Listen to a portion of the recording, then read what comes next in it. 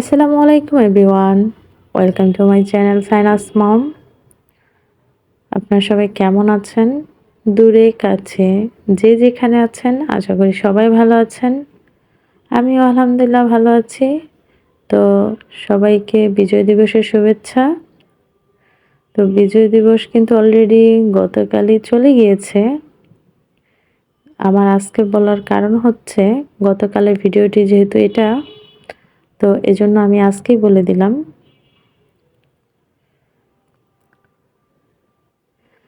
তো আমরা এই ১৬ই ডিসেম্বরের দিন একটু বাহিরে বের হয়েছিলাম। তো বাহিরে বের হওয়ার পর বেশিক্ষণ থাকতে পারিনি। দ্রুত বাসায় চলে আসতে হয়েছে। কেন আসতে হয়েছে সেটাই আজকে আপনাদের বলব। আসলে বিজয় দিবস উপলক্ষে বন্ধ যেহেতু ছিল, আপনাদের ভাইয়া বাসায় ছিল। তো ভাবলাম যে তাহলে বাবুকে নিয়ে একটু বাহিরে ঘুরে আসি। যেহেতু সাদ বাসায় নেই। আয়না খুবই আপসেট ছিল। সবসময় ভাইয়া, ভাইয়া বলে কান্না করে। তো এজন্য ভাবলাম তাহলে ওকে একটু বাহিরে নিয়ে ঘুরে নিয়ে আসি, ভালো লাগবে। তো এজন্য বাহিরে চলে গিয়েছিলাম। আর ভেবেছিলাম হয়তো যেহেতু দুপুরের খাবার খেয়ে বের হয়েছি, ভেবেছি হয়তো রাতের খাবার খেয়ে তারপর বাসায় আসবো। কিন্তু আমরা যখন বাহিরে বের হয়েছি, সাথে সাথেই বাসায় চলে আসতে হয়েছে। আসলে কি বলবো এখন, আ যে বাবুকে ঘোরার জন্য, আনন্দ দেওয়ার জন্যই বাহিরে গিয়েছিলাম। ওর জন্যই বাসায় চলে আসতে হয়েছে। তো বাহিরে যাওয়ার পর আ হঠাৎ করেই আয়না এতটা অসুস্থ হয়ে পড়েছিল, বুঝতে পারিনি। বাসায় যখন ওই ছিল, তখন অসুস্থ ছিল না, ওই সুস্থই ছিল। কিন্তু বাইরে যাওয়ার পর কেন যে এরকম হলো বুঝতেই পারিনি।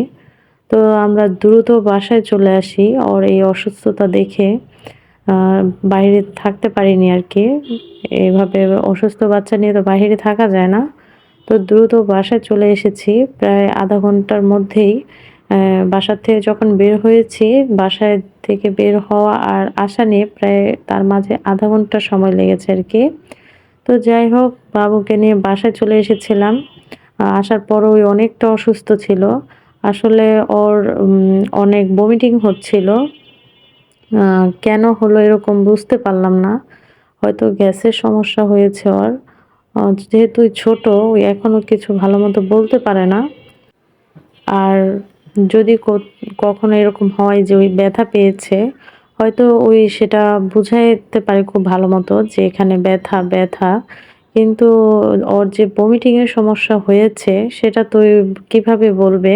যেহেতু ছোট, ও বুঝাতে পারছিল না যে ওর কি সমস্যা। তো কুলে থাকা অবস্থায় এরকম হয়েছে।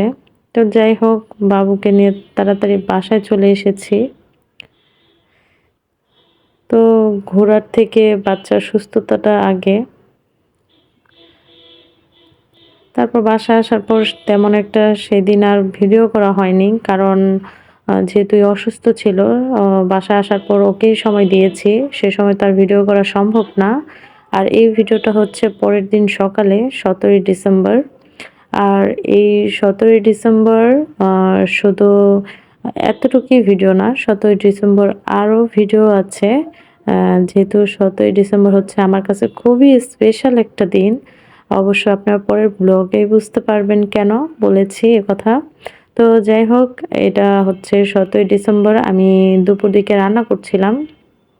আর ভাবছিলাম যে যেহেতু স্পেশাল দিন আমরা একটু স্পেশাল ভাবেই কাটানোর চেষ্টা করেছি। তো সেটাই আপনাদের শেয়ার করব নিশ্চয়ই পরের ব্লগে। আমি চেষ্টা করি সবসময় সিরিয়াল মেইনটেইন করে ভিডিও আপলোড করার। আ একেক দিনের ভিডিও একেক দিনে আরকি উল্টাপাল্টা করে দেওয়াটা আমার পছন্দ না। আমি সবসময় সিরিয়াল মেইনটেইন করেই ভিডিও কিন্তু সবসময় আপলোড করার চেষ্টা করি। আ মাঝে ২-১ দিন যদি গ্যাপ যায় সেটা হচ্ছে আমার মোবাইলের সমস্যা ইদানিং দিচ্ছে। যেটা হচ্ছে মোবাইলের র‍্যামটা খুবই কম আমার। তো এখন র‍্যামটা তো বাড়ানো কিভাবে সম্ভব বুঝতে পারছি না। আমিও চেষ্টা করছি কিভাবে র‍্যামটা বাড়ানো যায়। কারণ যতটুক বাড়ানো সম্ভব ছিল বাড়িয়েছি। আর পসিবল হচ্ছে না বাড়ানোটা। তো যাই হোক এই যে ৭ই ডিসেম্বর দুপুর দিকে রান্না করছিলাম লইটা শুটকি। যারা, যারা লইটা শুটকি পছন্দ করেন এভাবে একটু রান্না করে দেখতে পারেন। এটা খুবই টেস্টি। আমি কিন্তু অনেক আগে কি করতাম এই লইটা শুটকি শুধু ভুনা করতাম। আর এভাবে বেগুন আলু দিয়ে কখনোই খাইনি। কিন্তু হঠাৎ একদিন আ কি হয়েছিল আপনাদের ভাইয়া যখন শুটকি এনেছিল ভুনা যখন করছিলাম তো রান্নার শেষে একটু বেগুন রয়েছিল আ মাছ রান্নার তরকারির শেষে। তো ভাবলাম যে বেগুনটা একটু দিয়ে দেই, ফেলে না দিয়ে। দেখি কেমন লাগে। তো বেগুনটা দেওয়ার পর আমার এটার খেতে যে এত মজা লেগেছিল, তারপর থেকেই যে আমি এভাবে আলু বেগুন দিয়ে লইটা শুটকিটা রান্না করি। আর এভাবে রান্না করলে কিন্তু খুবই মজা হয়। হয়তো আমি এটা রেসিপিটা মুখে বলিনি, কিন্তু আপনারা যারা আ রান্নায় পারদর্শী তারা অবশ্যই বুঝতে পারবেন এটা আমি কিভাবে রান্না করেছি। আর আমি শুটকিতে কখনোই হচ্ছে আদা রসুন বাটা ইউজ করি না। কারণ শুটকিতে আদা রসুন বাটা ইউজ করলে হয় কি শুটকির যে আসল যে ফ্লেভারটা এটা কিন্তু থাকে না। তো যারা, যারা শুটকি পছন্দ করেন তারা তো পছন্দ করেনই। আর যারা, যারা শুটকি অপছন্দ করেন তারা একটু স্কিপ করে যাবেন। আ আর স্কিপ করে যাবেন কিন্তু অবশ্যই আমার ভিডিওটি দেখে যাবেন। যাই হোক এই যে আসলে শুটকি পছন্দ করে না এমন মানুষ খুব কমই আছে। আমারও খুব পছন্দের এই শুটকির তরকারিটা। তো যাই হোক এই যে রান্না করে নিচ্ছি এটা শুধু দুপুরের জন্য আমি রান্না করছি। আ শুধু দুপুরে খাবো আমরা। রাতের বেলা অন্য একটা আইটেম হবে। অবশ্য আমি রান্না করি না বাহির থেকে আনি। তো পরের ব্লগে অবশ্য দেখবেন আপনারা। আ আমি চেষ্টা করব কালকে ব্লগ একটা আপলোড করার জন্য। যেহেতু আমি ১ দিন ২ দিন পর, পর এখন ব্লগ দিচ্ছি কারণ আমার মোবাইলে প্রবলেম আগেই বলেছি। তো আমি কালকে চেষ্টা করব একটা ব্লগ আপলোড করার জন্য। কারণ এই ব্লগটা খুবই স্পেশাল। আপনারা দেখলেই বুঝতে পারবেন কেন বলেছি। তো যাই হোক এই যে আমার রান্নাটা কিন্তু হয়ে গেছে। এই যে দুপুরে ছিল এই যে মাছের তরকারি আর ছিল শুধু শুটকি। এই ২ টা আইটেমই রান্না করেছি। যেহেতু দুপুরে খাবো আমরা এজন্য রাতে একটু অন্যরকম প্রিপারেশন নেওয়া হচ্ছে। আ তো যাই হোক এই যে রান্না করে নিলাম। তারপর খেতেও বসে পড়লাম ফ্রেশ হয়ে। আর এই তরকারিটা যে এত মজা হয়েছে,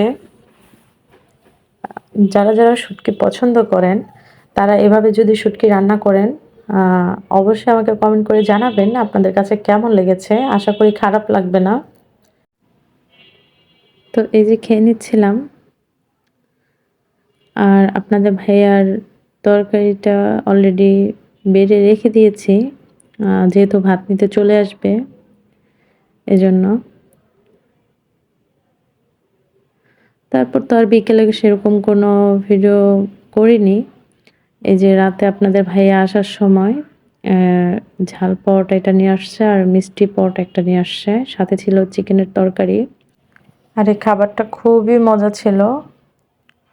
আর সাথে যে কমলাও নিয়ে এসেছিল আসার সময়। তো আজকের ভিডিওটা এই পর্যন্তই। আমার ভিডিওটা যদি ভালো লেগে থাকে অবশ্যই লাইক, কমেন্ট, শেয়ার করবেন। সাবস্ক্রাইব করতে ভুলবেন না। পাশে থাকা বেল আইকনটি অবশ্যই ক্লিক করে দিবেন। তাহলে যখনই আমি ভিডিও আপলোড করব, আপনারা সাথে, সাথে নোটিফিকেশন পেয়ে যাবেন। তো কালকে স্পেশাল ভ্লগটি দেখার অনুরোধ জানিয়ে আজকের মতো এ পর্যন্তই। আল্লাহ হাফেজ।